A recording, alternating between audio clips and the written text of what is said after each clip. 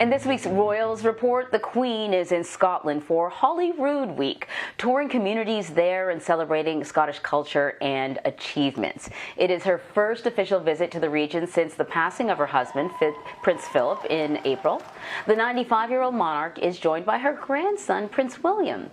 BBC News royal correspondent Sarah Campbell is with us now with more details about all of this. So I have never heard of Holyrood Week. So that is my first question. What is it? And, can you explain the significance of her being there in Scotland, without her husband for the first time? Yeah, good morning to you. Well, it's named after Holyrood Palace, which is the official residence of the Queen in Scotland. So she will stay there for the space of this week. And essentially every year, apart from last year, due to the pandemic, she travels up to Scotland for this week. So it's either called Holyrood Week or Royal Week.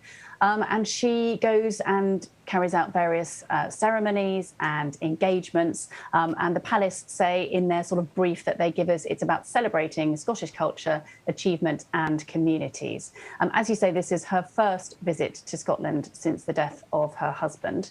But she has been supported by two members of the family. So Prince William joined her on Monday. One of the things they did was they visited the Iron Brew factory. Now, you may or may not have heard of Iron Brew. There it is there, a bright orange fizzy drink, which Scottish people kind of think of as almost the second national drink after whiskey. So I don't think the Queen tasted some, but I think Prince William did. And she's there again today. She's carrying out some engagements with the Princess Royal, Princess Anne. So, as I say, very much being supported by other members of the family. And of course, Scotland is a place very close to her heart. She spends every summer in Balmoral, which is a really beautiful, remote part of the country. And will undoubtedly be poignant this year because it will be the first time that she's spent her summer there without her husband. Yeah, definitely. Tomorrow is the unveiling of the late Princess Diana statue at Kensington Palace. Both of her sons will be there, the Princes William and Harry. So, this will be the second time that they have seen each other in recent months. The first time was for their grandfather's funeral. So I know all eyes are going to be on them and how they are interacting with each other. But what can we expect from the event? Yeah, so Prince Harry flew into the country on Friday. He's been in self-isolation at Frogmore Cottage. This was announced. It was announced that there would be a statue commemorating Diana, Princess of Wales, on the 20th anniversary of her death back in 2017. And actually, the unveiling has been delayed because of the pandemic, firstly, of course, but also, I think, because of the difficulties between Prince William and Prince Harry, the fact that Prince Harry is now living in an entirely different continent. So in terms of sort of getting it together, getting decisions made, perhaps that's behind the delay as well. The original plans for the unveiling would have expected, I think, it to be a much bigger event. Possibly sort of 100 people or so. But again, because of the pandemic in the UK at the moment, outdoor events, only 30 people, a maximum of 30 people can come together. So we're expecting a much smaller event tomorrow.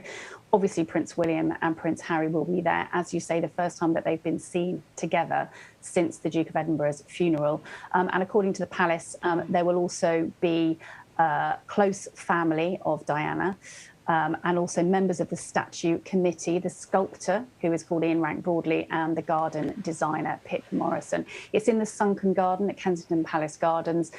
People may remember seeing pictures of that because it's where those famous photos of the engagement of Prince Harry and Meghan Markle were. So when her in that white coat in the garden, that is Kensington Palace Garden. It was one of the favourite places of Diana, and she, of course, lived in Kensington Gardens. So that will be on view for the public to see. Not tomorrow, Kensington Palace closed while this ceremony takes place, but sort of going forward, I'm sure it will become a place that a lot of people will want to come and visit. Most definitely. Prince George made his first public appearance of the year, attending a Euro 2020 match on Tuesday with his parents. He was there in his adorable little suit, looking very concerned about the match. How are people reacting to his appearance? Yeah, I'm not sure it was probably quite such big news over there, but this is a massive football match for most English people. England versus Germany at Wembley yesterday.